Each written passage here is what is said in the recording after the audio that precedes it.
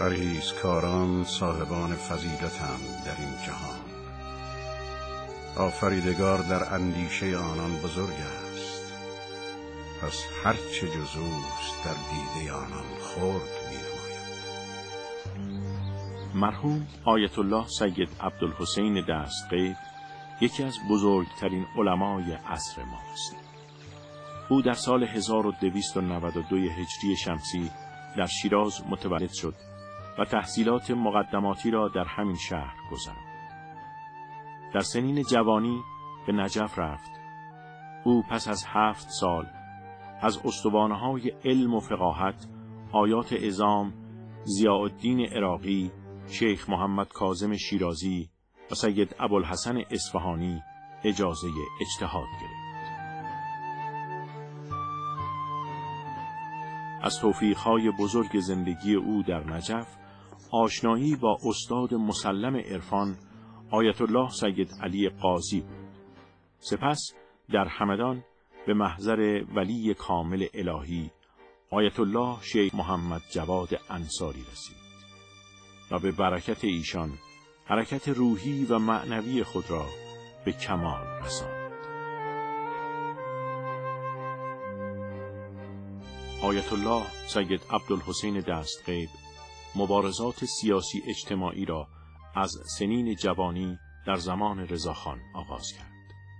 در سال 42 با اوج گرفتن نهضت امام خمینی در قم، مسجد جامع عتیق شیراز را سنگر مبارزات مردمی کرد. او از سال 42 تا پیروزی انقلاب لحظه ای از مجاهدت دست بر نداشت و در این راه مشقت‌ها کشید. بارها به زندان افتاد، اما تا پایان عمر بر سر پیمان خود باقی ماند.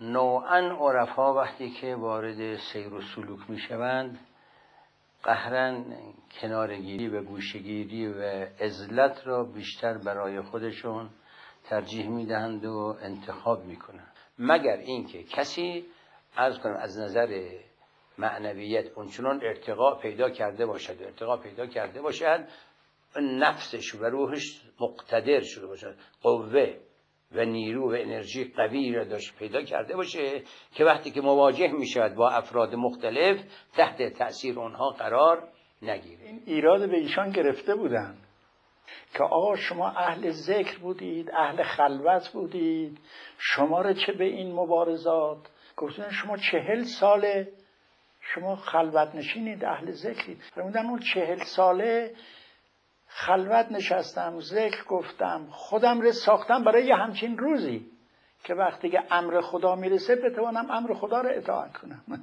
شهید دستغیب در موضع جهاد که قرار میگیرد واقعا من به ضرس قاطع میگم که شاید در سطح ایران کمتر کسی داشتیم که این صراحت لهجه رو نسبت به رژیم شاه داشته باشد، علیه شاه و رژیم پهلوی. کل فارس، نهضت فارس مرهون مبارزات شهید دستغیب بود. من کاملا خاطرم هست قبل از خرداد 42 وقتی که حضرت امام در قم شروع کردن، همزمان شهید دستغیب در شیراز شروع کردن. اون عرفانی که بعضیا میگن که یعنی کسی میره و تنها بنشینه و کاری نشته باشه، این سلیقه ایشون نبود. ایشون در این حال که خداشناس بود میدانست که وظیفش اینه که مردم رو هدایت کنه. حافظا لدینه، یعنی فقیهی که حافظ دین باشه. میخوایم ببینیم که حفظ دین به چیست. آیا حفظ دین صرفاً به اینه که من احادیث ائمه علیهم السلام رو جمع بکنم و در یک کتابی حفظ کنم بزنم توی کتابخونه، این حفظ دین است؟ یا همونطور که عرض کردم دین یک شریعه است، یک نهر آبی که داره میاد، ممکنه آلوده بشه، ممکنه منحرف بشه در سطح اجتماع، ممکنه سد بزنن که به مردم نرسد. مجتهد آن شخصی است که از قرآن و روایات بتواند احکام خداوند را استنباط کند. اجتهاد یعنی خارج کردن مردم از تاریکی. اصلی ترین موضوع برای مجتهد امر به معروف و نهی از منکر است. لذا به خوبی این امر در آیت الله دستغیب دیده می شد. ایشان بر حسب وظیفه و تکلیف الهی عمل می کرد. هر جا ظلمی می دید بر اساس اجتهادش تذکر می داد و با تمام قامت می ایستاد. یک حساسیت فوق العاده‌ای داشتن روی به اصطلاح انحراف اخلاقی مردم و عوامل انحراف اخلاقی مردم. یعنی اگر متوجه می شدن که برنامه‌هایی به اصطلاح هست که داره مردم رو منحرف میکنه، به شدت عکس العمل نشون میدن. اون چیز که ما شنیدیم تهران که خیلی برامون تأسف انگیز بود، یه نمایشنامه بود به نام خوک بچه آتش. متأسفانه توی یکی از خیابون‌های شیراز توی یک مغازه بزرگی صحنه‌های بسیار مستهجنی رو نشون داده بودن که اصلا قابل ذکر نیست. خیلی وقیحانه بود که ایشون دیگه از خود بی خود شد، داد زد، فریاد زد. مراسم جشن هنر هر ساله تحت ریاست و اشراف کامل فرح پهلوی در شیراز برگزار می‌شد.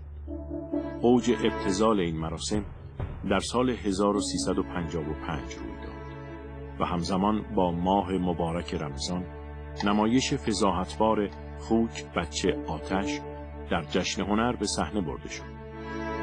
این حرکت گستاخانه افکار عمومی مردم شهر را شدیداً جریحه‌دار کرد و علمای شیراز آیات شیخ بهاءالدین محلاتی و سید عبدالحسین دستغیب را به صحنه کشاند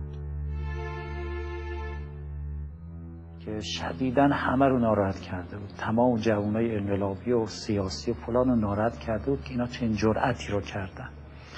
هیجان، واقعاً هیجان عجیبی بود. ایشونو قرار بود ایشون برن منبر. جمعیت تمام این مسجد رو پر کرد. این حیاط بزرگ مسجد رو پر کرد. یه منبری وسط مسجد بود. من خب چند سالی بود آقای دستغیب رو ندیده بودم، از نزدیک ندیده بودم. من دیدم که چیز رو آقای دستغیب رو آوردن، مریض بود ایشون. خب قد کوتاهی داشتن، خیلی لاغرندام بودن، زیر بغل ایشون رو گرفته بودن بردن منبر، به زور نشوندنشون رو منبر. من اصلا تعجب کردم ایشون میخواد چی بگه در مورد گفته، چون تو شهر پخش شد میخوان در مورد جشن هنر صحبت کنن. وقتی رفتن نشستن روی منبر و شروع کردن صحبت، اصلا صحبت‌های ایشون منو زیر و رو کرد. شناعت و پستی کار رو بسیار زیبا گفتن و اون چنان پرقدرت و غرش این بزرگمرد نسبت به این قصه. گزارش خیلی محرمانه. موضوع نظر روحانیون در مورد جشن هنر.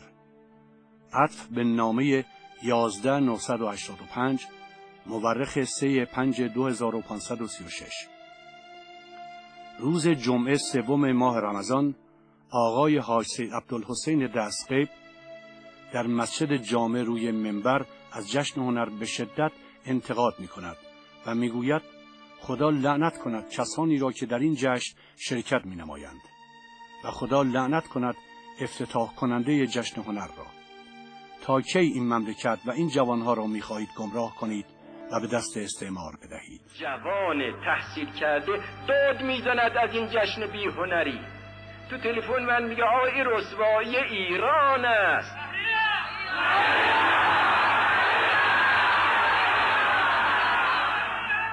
تونستید که دیگه فهم این اجتماع رو بگیرید. خب بهشون میگید کور باشو نبین. خب چشم، خب با سرنیزه هست دیگه، توپ و تفنگ از کور باشو نبین. چشم. آی کر باشو نشینو. چشم. نفهم میشه نفهمه؟ دام شما را میشه نفهمه؟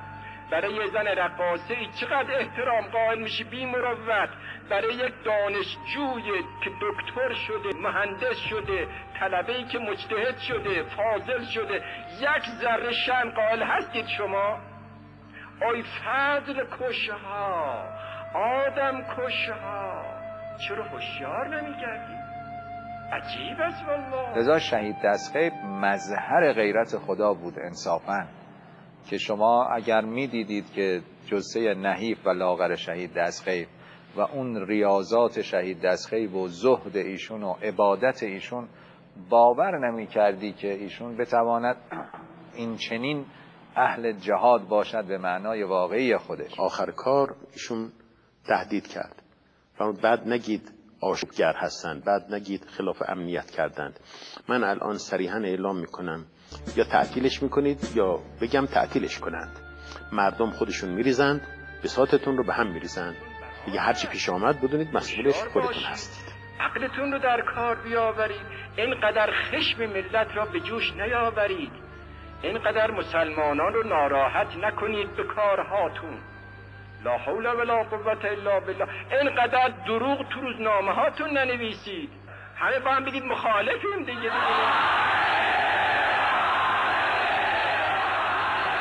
به اندازه صحبتش داغ بود که گرده همه رو لرزوند.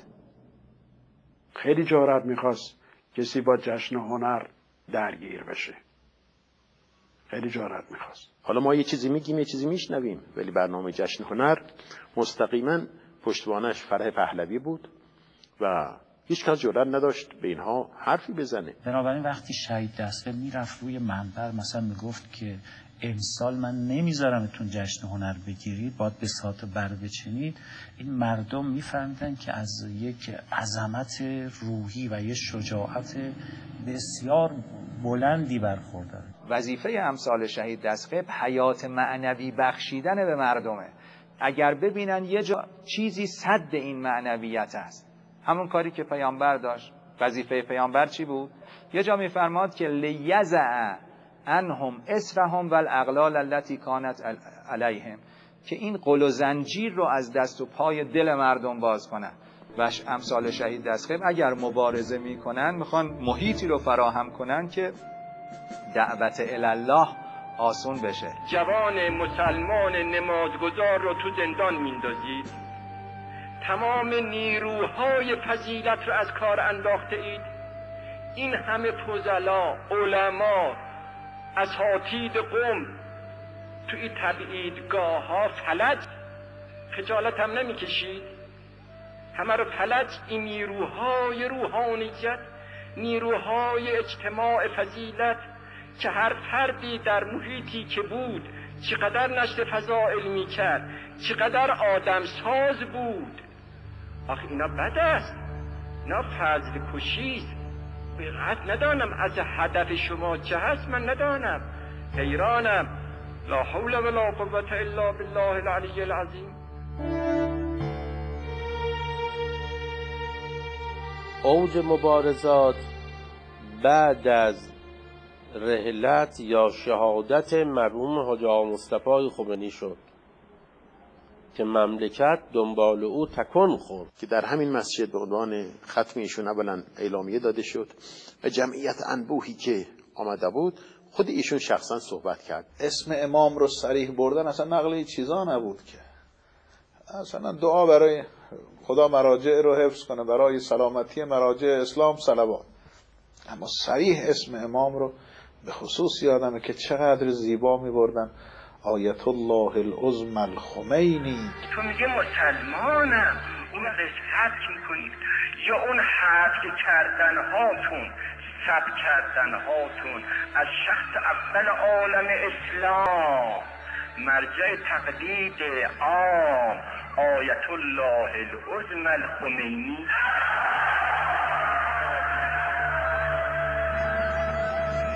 وقتی می اومدیم که از در مسجد جامع بیان بیرون ملت طلب صلوات کنن، میترسیدن اسم امام رو بیارن. حالا تو جمعیتی که آقا بالای منبر رو با اون نشان و با اون با قول معروف ضبط کردن، توی جمعیت و لابلای جمعیت که آدم میتونه خودشو قایم کنه، صداشو گم بکنه، هراس این بود که حالا یک کسی که طلب صلوات میکنه اسم امام رو ببره یا نبره. کسی نمیتونست مثل ایشون صحبت کنه، کسی نبود که صحبت کنه. که صحبت چیست؟ همه ما جوان بودیم، انقلابی بودیم، واقعا میترسیدیم دیگه که اینجا که حالا که ما خواهیم اصلا بریم بیرون چی میشه.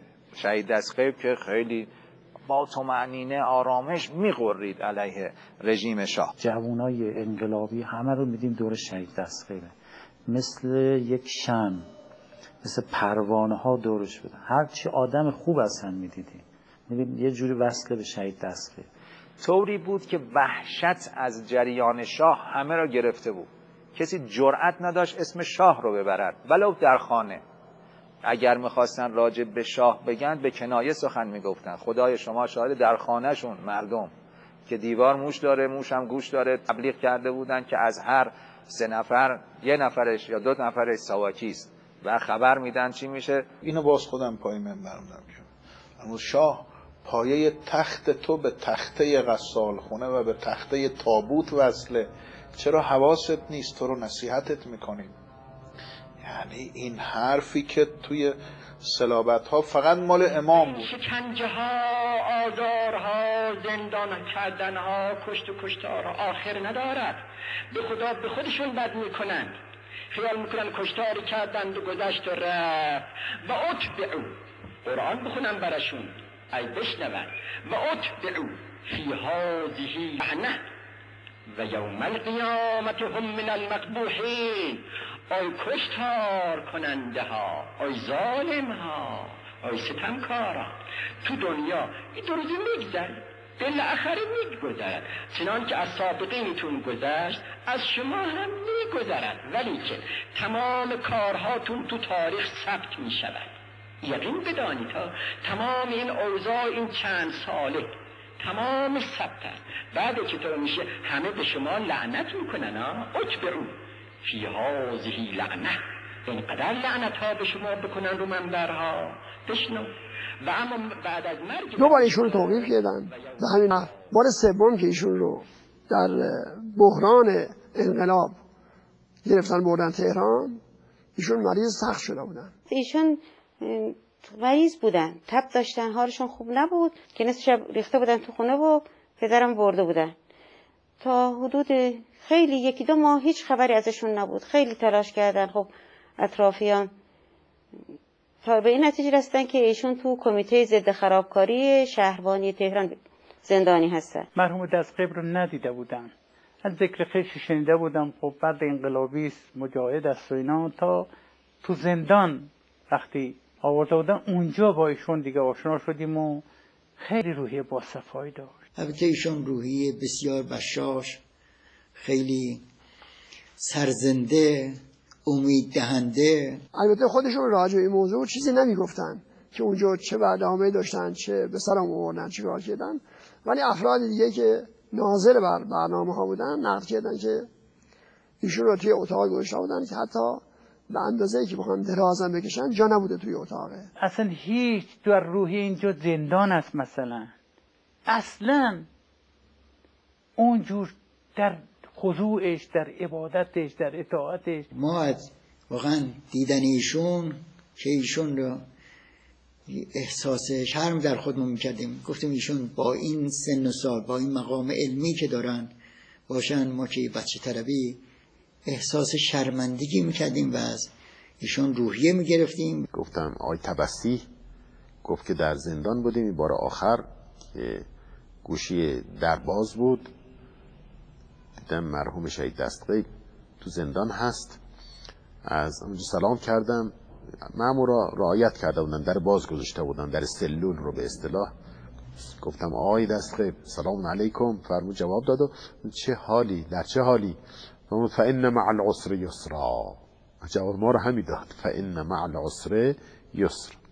مرحوم آقای جوان فرمود تذکر به همین مطلب خودش خیلی جالبه که آدم در نهایت فشار و شدت، چون ایشون زخم معده که داشت، اون فشار زندان و اون وضعی که اونها می آوردن رو هم یک طرف، در نهایت فشار متذکر فرج باشه. من یادم نمیاد یه وقتی بلندگوی این کمیته اعلان کرد که آقای دستخیب کی است؟ بیاد، آزاده.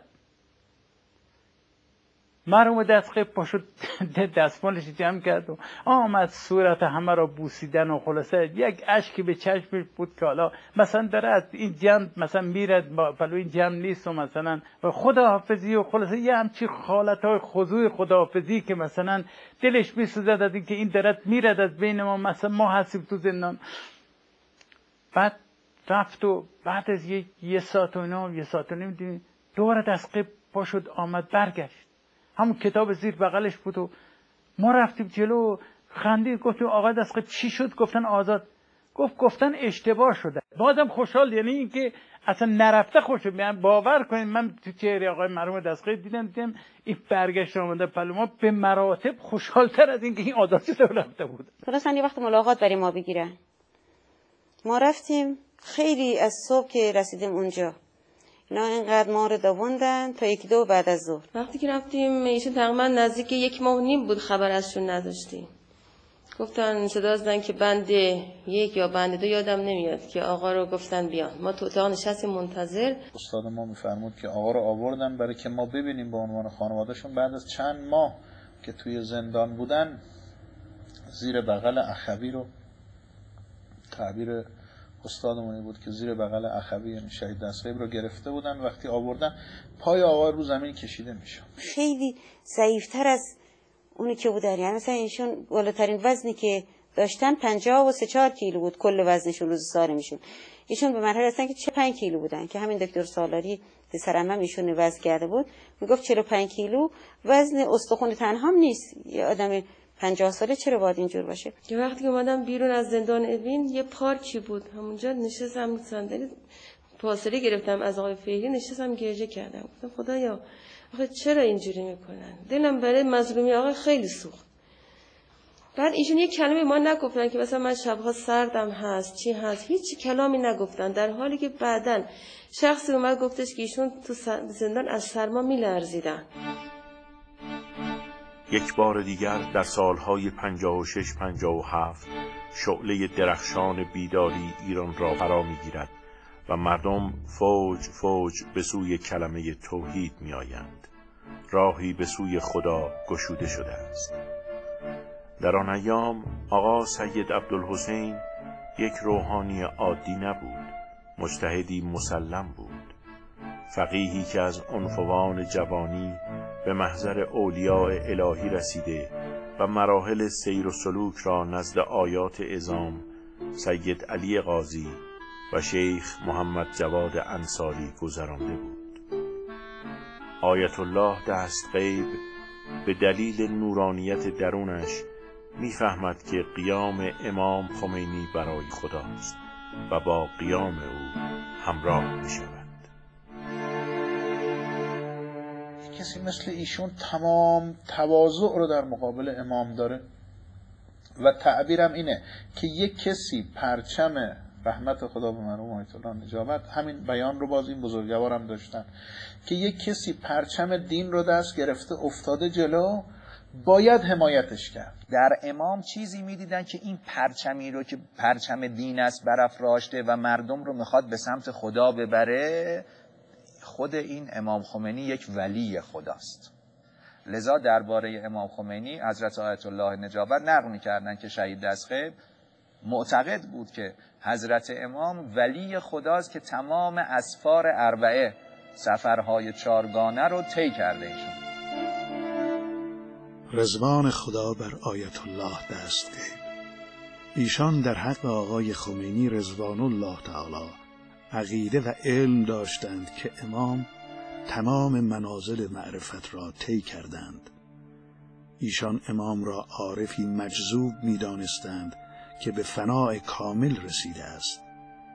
بنا به فرموده آقای دستغیب، پس از آنی که امام محبوب را به نحو اتم شناخت، خدای اجل عالی او را به سوی خلق برگرداند. موهبت و کرامت سفر من الحق الی الخلق را نصیبشان فرمود و همین سبب از کلمات قصار شهید دستغیب بود که من اطاع الخمینی فقط اطاع الله.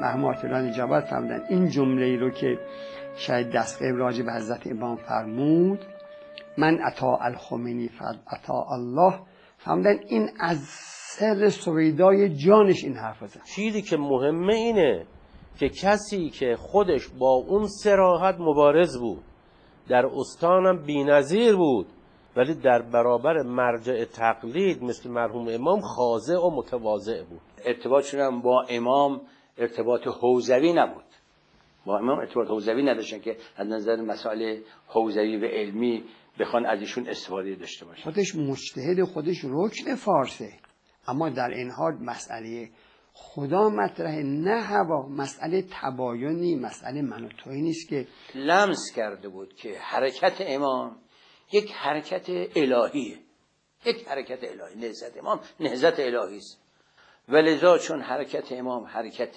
الهی محض بود، ایشان خب عشق می‌ورزید به امام. خب شناخت محترم اولیا به اساس ظواهر نی. کتابش بیارید بخونیم، صحبت چی کرده، فردی که ببینن، یا خطشو ببینن، یا امضاشو ببینن، یا صداش بشنن، یا عکسشو. کافیه که بفهمن این فرد در سر سویداشو، جانشو چه کاره است، جانشو غیبش میخونن، نه ظواهرشو. اولیاء خدا همدیگر میشناسن با اون نسبتی که خدای تعالی عبادت کردن و خلوص دارن، نور خدای تعالی بهشان عنایت میکنه و با اون نور حرکت میکنن. آقای خمینی فرد معمولی نبودن که، مرد بزرگ عارفی بودن. این مبارزات آقای خمینی رو مخفی کرد از اون حقیقتی که در خدای تعالی بهش عنایت کرده بود. لذا وقتی الهی بود، وظیفه هم است که مرد الهی رو تربیت کنن در هر رتبه از علم و شأن که باشن. این شأن وظیفه است. من هنوز ندیدم کسی در خطبه‌هاش به او خلوصی که ایشان از امام یاد میکرد یاد کرده باشه. واقعا من ندیدم، چون میدیدم با چه حالتی داشت میگفت وقتی از امام یاد. بعد نشستناش اصلا من گفتم یه 2 بار همراه ایشون 2 تا 3 بار رفتم اونجا، اصلا من هیچ وقت ندیدم ایشون در جلو امام از 2 زانو تکون بخور. میمرد، هر ضربان قلبش میگفت خمینی خمینی خمینی، جونش بود و حضرت امام. ما با خیلی ها برخورد داشتیم تو اون جریان مبارزاتی که قبل از انقلاب بود، اما حضور شهید دستقیب که میرسیدیم احساس میکردیم که اصلا در بهشتیم و پیوند بین رزم و بزم مثلا، یعنی این که از یک طرف شما مبارزه میکنید، از یک طرف عاشقانه مبارزه میکنید، خدا رو فراموش نمیکنید در مبارزتون، نماز شبت رو دارید. مبارزه‌ای که شهید دستقیب داشتن از منظر دین بود و منظر شهید نظر میکند به وجه الله، یعنی خدا طلبی، غیر از خدا هیچ نمیخواهد.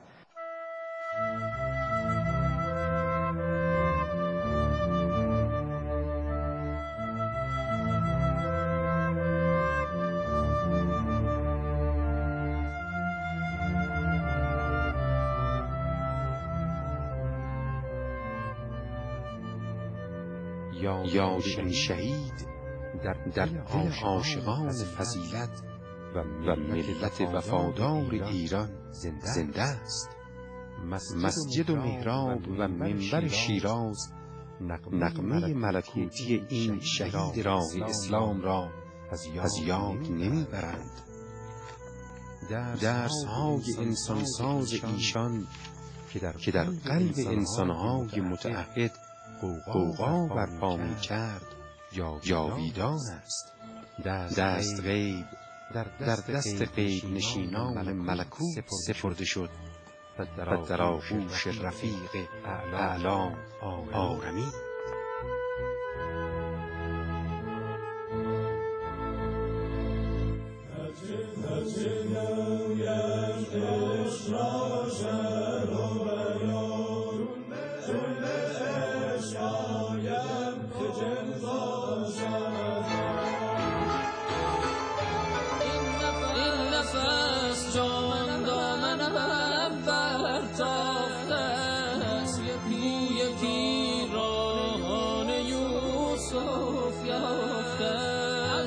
از برای حق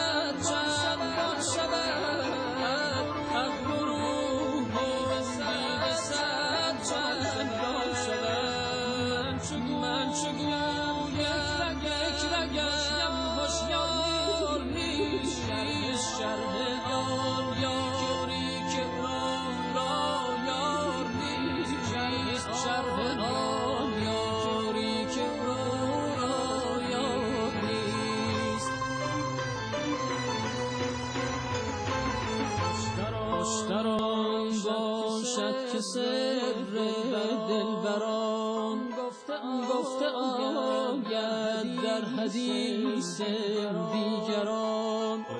خوشتران باشد که سر دلبران گفته